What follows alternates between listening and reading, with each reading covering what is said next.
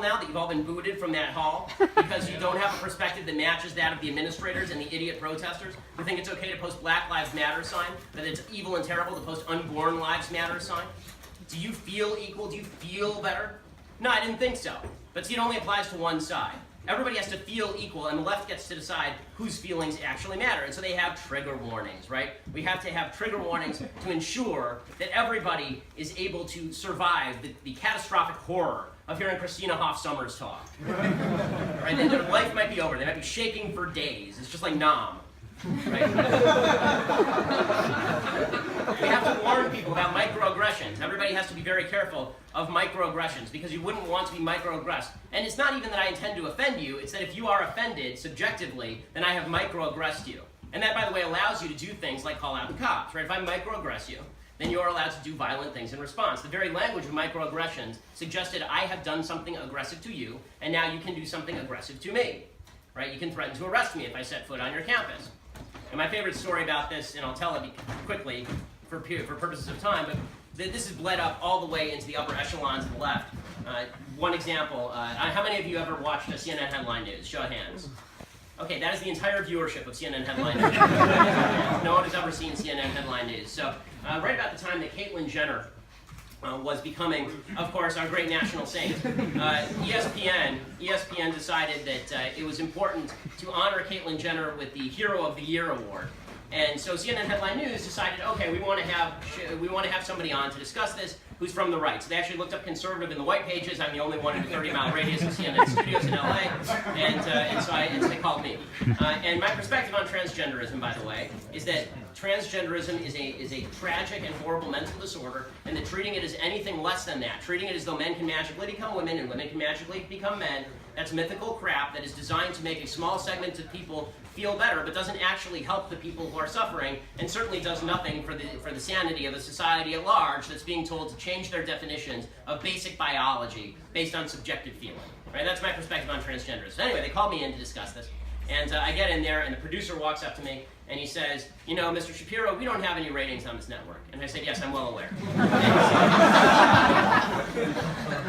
And he said, well, you know, tonight we want to do something a little bit different, and by the way, I was a producer with Jerry Springer. And at that point I should have said, okay, I need to leave, but being the intrepid sort, I said, no, we'll go ahead anyway. They put me on the stage, and on the stage, it's me and 1, 2, 3 other people next to me, and then I think there's 3 other people on the stage, including Dr. Drew. All of them of the left. So it was me against 6 leftists, which made it almost fair for them. So we start the debate on Caitlyn Jenner. And the only debate that's happening is Caitlyn Jenner a hero or the greatest hero? Should Caitlyn Jenner be given a spot in Arlington National Cemetery or actually canonized? Should Caitlyn Jenner be granted the papal supremacy, or should Caitlyn Jenner actually be given a chariot of fire to ascend to heaven? Right? These were the only questions that were being. So finally they come to me and they say, "What do you think?" And I express to you what I think. I said, "I don't see what's heroic about this. This is tragic to me. It's somebody expressing his mental illness on a public stage, and the entire country acting as though this is something wonderful, and it isn't." And I neglected to mention, the person sitting next to me was a transgender person, and his name was Zoe Turr. So this is formerly Bob Turr. And Zoe turns to me, and Zoe says, "You don't know anything about biology, little boy," in a voice at least an octave lower than mine. And I said, "Well, I know enough about Caitlyn Jenner's biology to know that every single cell of Caitlyn Jenner's body has a Y chromosome in it, except, ironically, for the exception of some of his sperm cells." And again, Zoe keeps pushing. "No, you don't know anything about biology. You don't know anything about genetics, little boy. You don't know anything about genetics." And finally, after a minute and a half of this, I turn and I say, "Well, what are your genetics, sir?" And it was the sir that set him off. On national TV, he reaches over and grabs me by the back of the neck. Really, it's on national TV, live. He grabs me by the back of the neck and he says, "If you don't cut that out, I'll send you home in an ambulance." And honest to God, the first thought that went through my mind was, you don't even go home in an ambulance.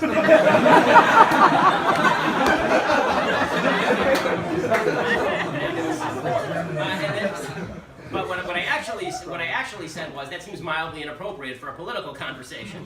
But everybody else on the panel, and this is the part that matters, everybody else on the panel didn't turn on Zoe for grabbing me by the back of the neck and threatening me on national TV, which is battery and assault, actually, by the technical legal definition.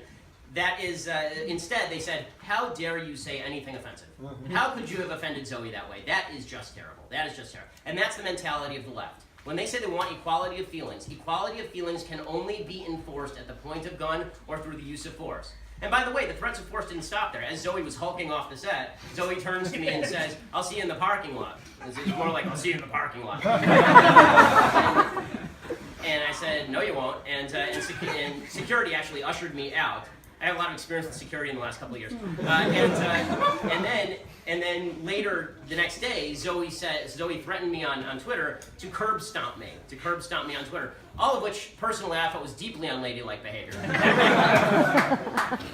So, once you've gotten rid of the trigger warnings and the microaggressions, then finally you have your pathetic safe spaces for all of these snowflakes who can't deal with the real world and are convinced that the real world is going to conform to your standards of what it ought to be, that the real world is constructed just for you. Let me tell you a secret. In the real world, no one pays you to believe in the power of your dreams.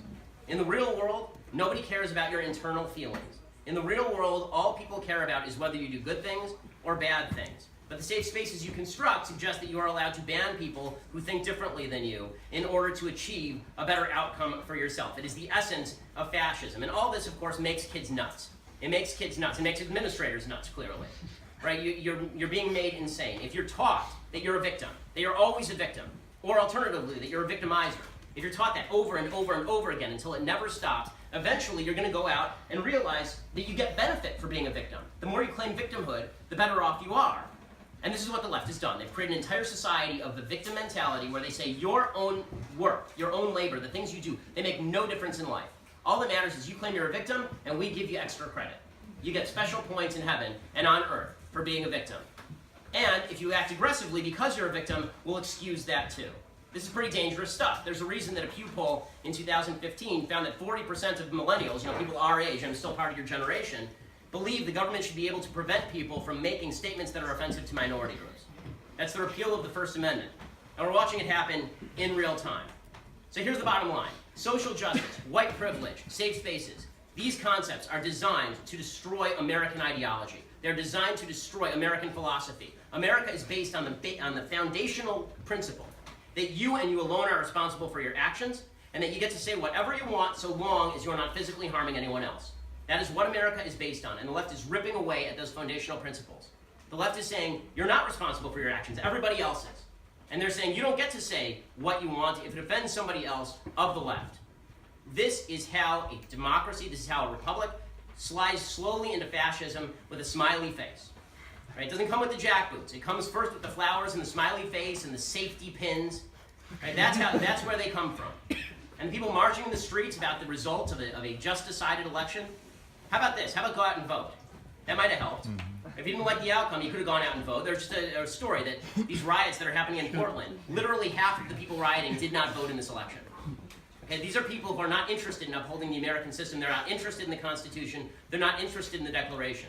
They're not interested in what America is and historically has been. But you are. All of you are. Yeah. Whether you're left or right in this room, you are. Because you actually want to hear different ideas. You actually care about hearing different ideas. You actually care about a free country where people can disagree with you without being threatened with arrest, where people can actually say things that you don't like without them being threatened with physical harm. We all have to stand together now, because that group is getting smaller and smaller. If we stand together, we cannot be defeated, because in the end, freedom will triumph over tyranny. But we have to understand the threat that is, and the threat is tyranny. And if that threat didn't materialize right before your eyes tonight, I don't know what would. We have to fight it every step of the way. We have to fight against the politically correct tyrants who would destroy the foundations of the Republic. And I think all of us are part of a battle now. All of us are part of that army. All of us are part of that group. You've been deputized. You're all part of it. You all have cell phones. You're all capable of this. Be part of the fight. Be part of the army. Thanks so much for coming, guys. I really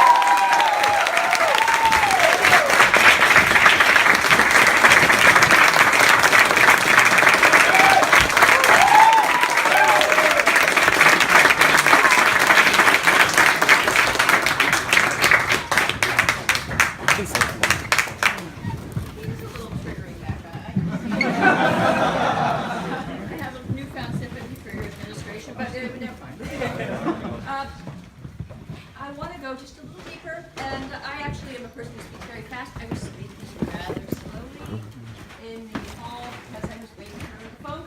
And I kept seeing these phone calls, but anyway, it all worked out. Here we are. This theory, intersectionality.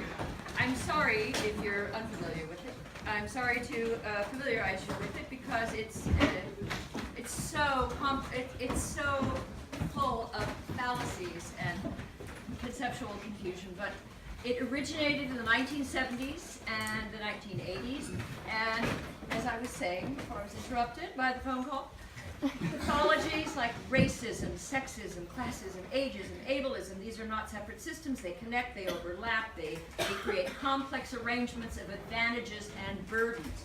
So a white woman is penalized for her gender, privileged by her race.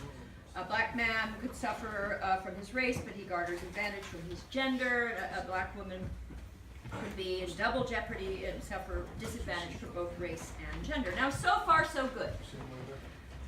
This theory has a surface plausibility. And if you were simply a social worker or even an activist, you were trying to decide on a course of action, it's quite reasonable to consider people's complex identities and to be attentive to those who might be forgotten. This theory, as it is practiced on the campus, is something quite different. Intersectional theory has a view of the West, particularly the United States, that it is, in the words of Patricia Collins, one of